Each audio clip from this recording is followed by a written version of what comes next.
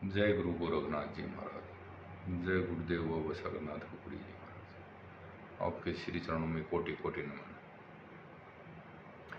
आज चर्चा का विषय रहेगा नवनाथों में एक नाथ रेवणनाथ जी के विषय में। बताया जाता है कि जब जिस समय ब्रह्मा जी सरस्वती जी पर मोहित हो गए थे, उस समय उनका तेज खंडित हो जाता है, शुक्र खंडित हो जाता है और वो आसमान में कई टुकड़ों में विभाजित हो जाता है। अब ये जो अलग अलग टुकड़े हुए, इनसे बताया जाता है कि 88,000 ऋषियों की उत्पत्ति हुई। 88,000 महात्मा हुए, ऋषि हुए, जिनकी उत्पत्ति ब्रह्मा जी के शुक्र खंडित होने से हुई थी। अब उसी में से एक हिस्सा, एक भाग रेवा नदी के अंदर आ गिरता है और रेवा नदी में गिरने से उसके अंदर समस्त नारायण जी प्रवेश करते हैं। वो एक बालक का रूप धारण कर लेता है। अब बताया जाता है एक किसान जो वहाँ नदी के किनारे अपने खेत में जोत रहा था, खेतों में काम कर रहा था, अब उसको किसी बच्चे की रोने की आवाज़ सुनाई देती है। वह किसान अपना कार्य छोड़ और नदी की तरफ जाता है, उस आवाज़ की तरफ जाता है जहाँ रुदन कर रहा था बच्चा। अब वह जाकर देखता है तो नदी किनारे एक छोटा बच्चा रोने लग रहा। उन्होंने देखा कि यह बच्चा कौन है, यहाँ नदी किनारे कहाँ से आया, और वो सोच विचार करता हुआ उस बच्चे को उठाकर अपने साथ अपने घर ले जाता है। अब उस किसान को पहले भी एक बच्चा था, ये नहीं था कि वो निसंतान था, पहले से भी एक लड़का था उसको। अब वो लेकर जाता है। जाने के बाद उसकी पत्नी को सारी बात बताता है कि इस प्रकार से ये बात हुई, और उसकी पत्नी भी सहर्ष से उस बच्चे को स्वीकार कर लेती है कि जहाँ पर हमारा एक बच्चा है, हम इसे भी प्रभु का प्रदान समझ लेते हैं। 2 बच्चे हो गए, दोनों एक साथ खेल कूद कर उनका अच्छा समय व्यतीत होगा, एक दूसरे का मन लग जाएगा दोनों बच्चों का, और वो मुझे भी अपने बच्चे की तरह ही लाड प्यार से पालने पोसने लग जाती है। और जो कि रेवा नदी से उनको ये बच्चा प्राप्त हुआ था, इसलिए इस बच्चे का नाम रेवण रख दिया जाता है। अब समय बीतता जाता है और वो युवावस्था में आ जाता है रेवण भी। अब जो उनका किसान पिता था वो कहता है कि आप मेरे साथ खेत चला करो और थोड़ा बहुत काम में हाथ बटाया करो, खेती बाड़ी में, खेत जोतने में। अब यह सुने रेवण कहता है कि ठीक है, हम भी आपके साथ चलेंगे, और वो रोज़ाना सहरस खेत में जाने लग जाते हैं और अपने पिताजी का हाथ बंटवाने लग जाते हैं। अब होता ही है कि उसी नगरी से, उसी गांव से दत्तात्रेय जी महाराज गुजर रहे होते हैं। अब उनकी नज़र वहाँ से गुजरते हुए रेवण पर पड़ती है। और उन्होंने रेवण को तुरंत पहचान लिया। तुरंत ये आभास हो गया कि यह तो स्वयं नारायण अवतार हैं और ये तो किसान के यहाँ काम करने लग रहे हैं। अब इतना देख दत्तात्रेय जी महाराज रेवण को अपने पास बुलाते हैं और कहते हैं कि मैं आपको एक मंत्र दूंगा, एक सिद्धि दूंगा। आप अपनी अंतःकरण से मन शुद्ध करके और उसका जाप निरंतर करना, आपको एक सिद्धि की प्राप्ति होगी। यह सुने वह बालक रेवण सहर्ष इस बात को स्वीकार करता है कि ठीक है महात्मन, जो भी आप आज्ञा देंगे मैं आपकी आज्ञा पर खरा उतरूंगा। तब दत्तात्रेय जी महाराज उन्हें एक मंत्र बताते हैं कि आप इस मंत्र का रोजाना उच्चारण करें। अब रेवण दत्तात्रेय जी महाराज की बात मानकर और जो विधि उन्होंने बताई थी उसका अनुसरण करके रोजाना मंत्र उच्चारण करने लग जाता है। अब कुछ समय हुआ तो वो महिमा नाम की सिद्धि प्रकट हो जाती है रेवण के सामने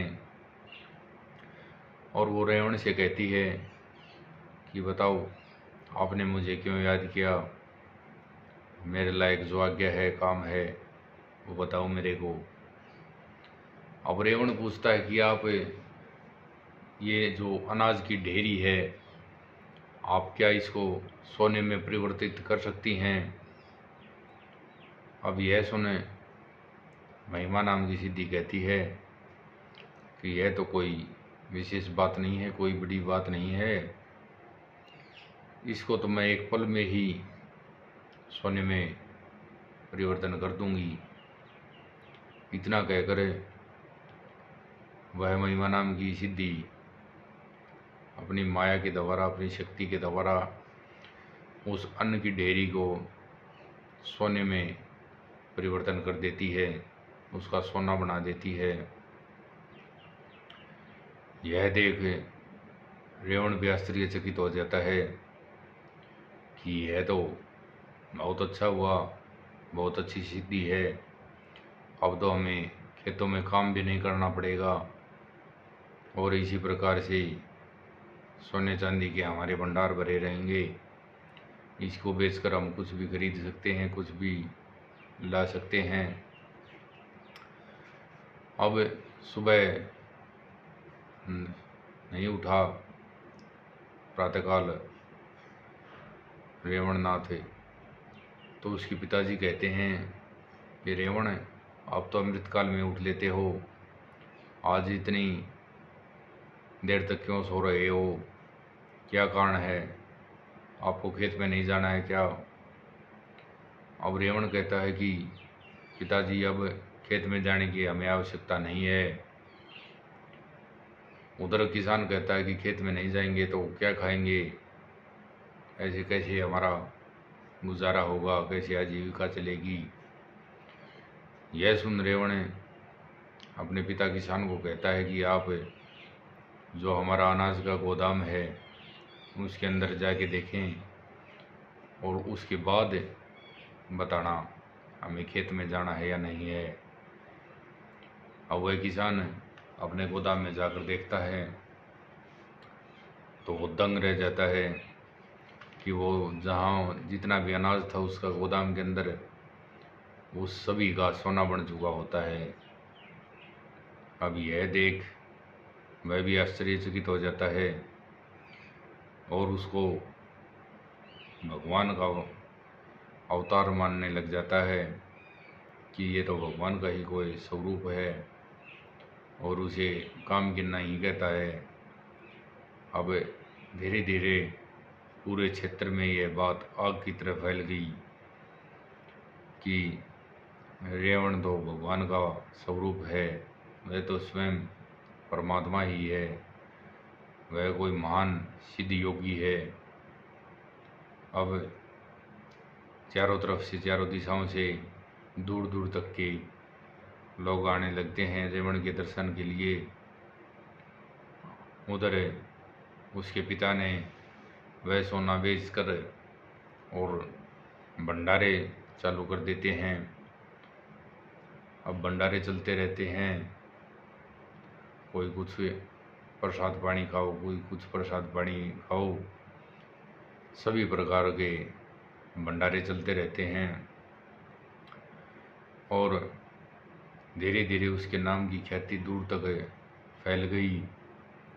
अब किसी दुखिया को, किसी दरिद्र को कोई भी आवश्यकता हो तो वह रेवण के पास आ जाता है कि ऐसे ऐसे इस प्रकार से मैं परेशान हूँ, आप मेरी समस्या का समाधान कीजिए।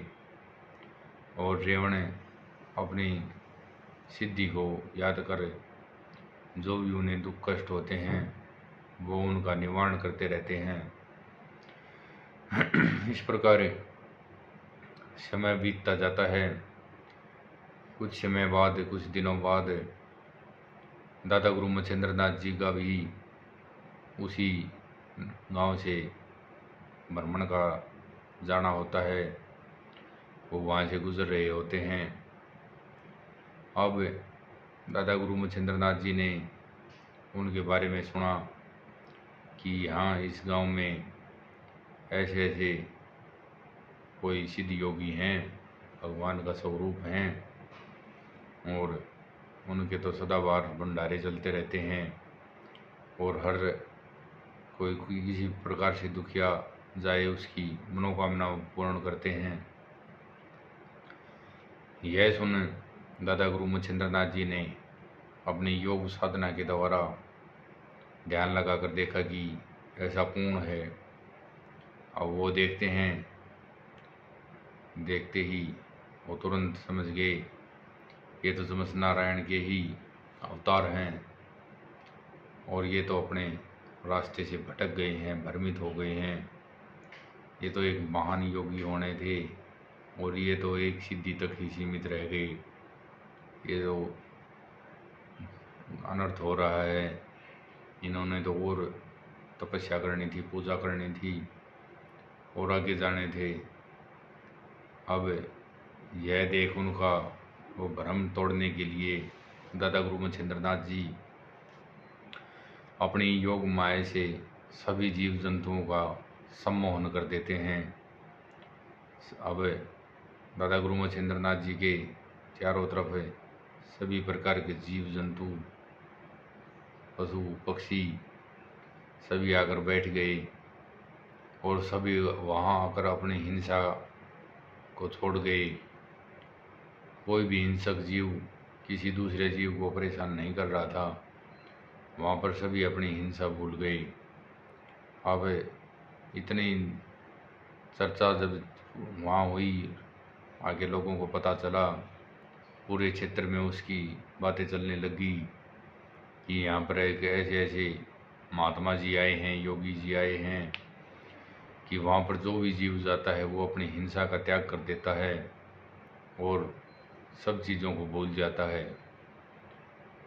अब इतना सुने सभी क्षेत्रवासी महात्मा जी के दर्शनों के लिए वहाँ जाने लग जाते हैं और यह बात धीरे धीरे रेवणनाथ जी के भी पास पहुँची। अब रेवण ने जब इतना सुनाई दिया तो वो भी गुपचुप तरीके से दादा गुरु मच्छिंद्र नाथ जी के दर्शनों के लिए वहाँ गए।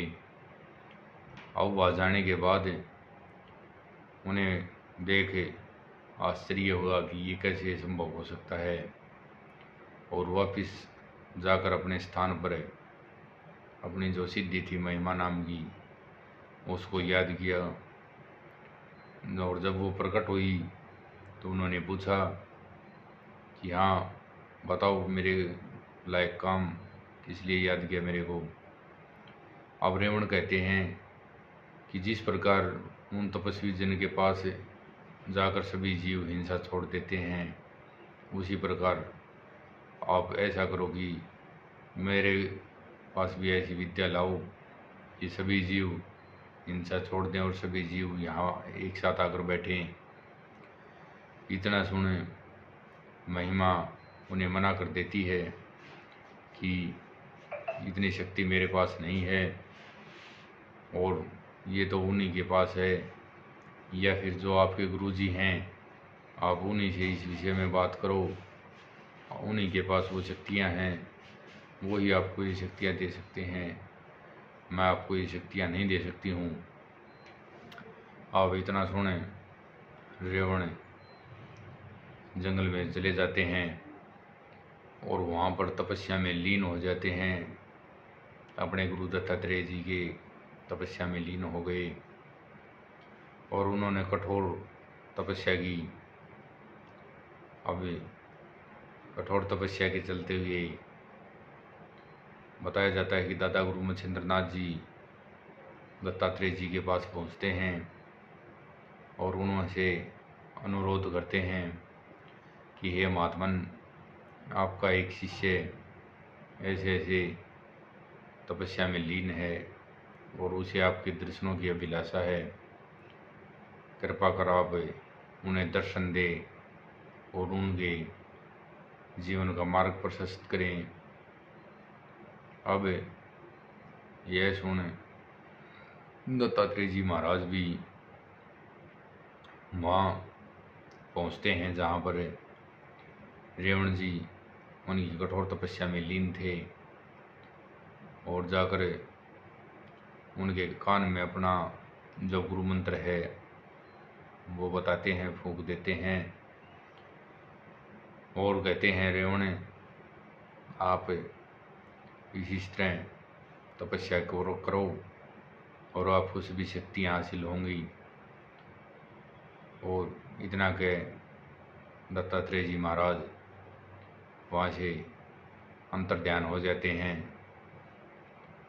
अब इसके बाद रेवण से रेवणनाथ जी हो गए, वो नाथ संप्रदाय में आ गए। अब रेवणनाथ जी काफ़ी वर्षों तक कठोर तपस्या करते हैं और उस तपस्या के कारण उनको सभी अष्ट सिद्धि और नवनिधि प्राप्त होती हैं। इसी प्रकार लंबे समय तक तपस्या कर वो धर्म के प्रचार एवं प्रसार के लिए भ्रमण पर निकल पड़ते हैं। अब भ्रमण पर निकलने के बाद वो एक ब्राह्मण के घर रुक जाते हैं रात को। बताया जाता है कि ब्राह्मण के 6 पुत्रों की पहले मृत्यु हो चुकी थी और उन्होंने रेवणनाथ जी की अच्छी आओ भगत की, अच्छी सेवा की, भोजन प्रसाद की व्यवस्था की। अब शाम का खाना खाने के बाद और उसके 7वें पुत्र की भी मृत्यु हो जाती है। यह देख रेवणनाथ जी को अत्यंत क्रोध आया कि ये तो तपस्वी जन हैं, ये तो धर्म को जानने मानने वाले हैं, आने जाने वाले की सेवा करने वाले हैं, ऐसे धर्म के मानने वाले महान पुरुषों के साथ तो ये अन्याय हो रहा है। अब रेवणनाथ जी ब्राह्मण और ब्राह्मणी को वचन देते हैं कि जो आपके इस बच्चे की मृत्यु हुई है मेरी यहाँ पर हाजिरी में, मैं इस बच्चे को वापस लेके आऊँगा, इसकी आत्मा को वापस लेके आऊँगा, चाहे मेरे को यमराज से ही क्यों ना युद्ध करना पड़े। और यह आश्वासन दे रेवणनाथ जी यमलोक की तरफ प्रस्थान कर जाते हैं और वहाँ पर जो पहरेदार थे यमलोक में उनसे आग्रह करते हैं कि आज जो ब्राह्मण के घर से जिस बच्चे की आत्मा को आप लेके आए हो उसे वापस कर दो। ये आत्मा आपको वापस करनी पड़ेगी, मैंने उन्हें वचन दे दिया है। बताया जाता है कि यमदूत कहते हैं कि यहाँ पर जो एक बार आ गया वो वापस नहीं जाएगा, और ये तो नियम ही नहीं है प्रकृति का, सृष्टि के नियम के विरुद्ध हम नहीं जा सकते। अब बार बार आग्रह करने पर भी जब यमदूत नहीं मानते हैं तो रेवणनाथ जी कहते हैं कि आप या तो उसे प्रेम पूर्वक वापस दे दो, नहीं तो मैं विवश हो जाऊंगा आपके साथ युद्ध करने के लिए। फिर मैं युद्ध करके आपको हरा कर उसे वापस लेके जाऊंगा। अब इतना सुने वह यमदूत रेवणनाथ जी का उपहास करने लगते हैं, मजाक उड़ाने लगते हैं कि आप हमें युद्ध में हरा सकते हो, मौत को भी भला कोई हरा सकता है कभी, आप हमें कैसे हरा सकते हो। और अगर आपको यह भ्रम है आप हमें हरा कर उसकी आत्मा को ले जा सकते हो तो आप यह कोशिश भी करके देख लीजिए। इतना सुन रेवणनाथ जी को अत्यंत क्रोध आ गया और उन्होंने उन द्वारपालों को मूर्छित कर दिया।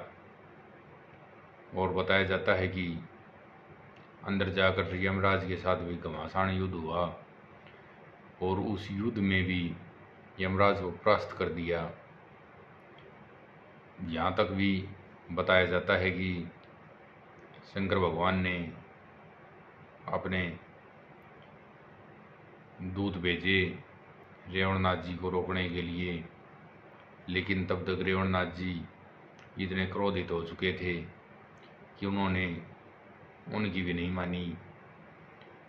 और इस प्रकार रेवणनाथ जी ने अपना दिया हुआ वचन पूरा किया और ब्राह्मण के जो लड़का था उसको दोबारा जिंदा कर दिया। इस प्रकार बताया जाता है कि रेवणनाथ जी बहुत महान तपस्वी, महान योगी और सभी रिद्धि सिद्धियों के स्वामी हुए हैं। और आगे अगली वीडियो में बताएंगे रेवणनाथ जी की महिमा और रेवणनाथ जी की कथा। अब ज़्यादा लंबी वीडियो हो जाएगी, इसलिए जय गुरु गोरखनाथ जी, जय गुरुदेव बाबा सागरनाथ गौरी। आपके श्री चरणों में कोटि कोटि नमन। जय बाबा जी।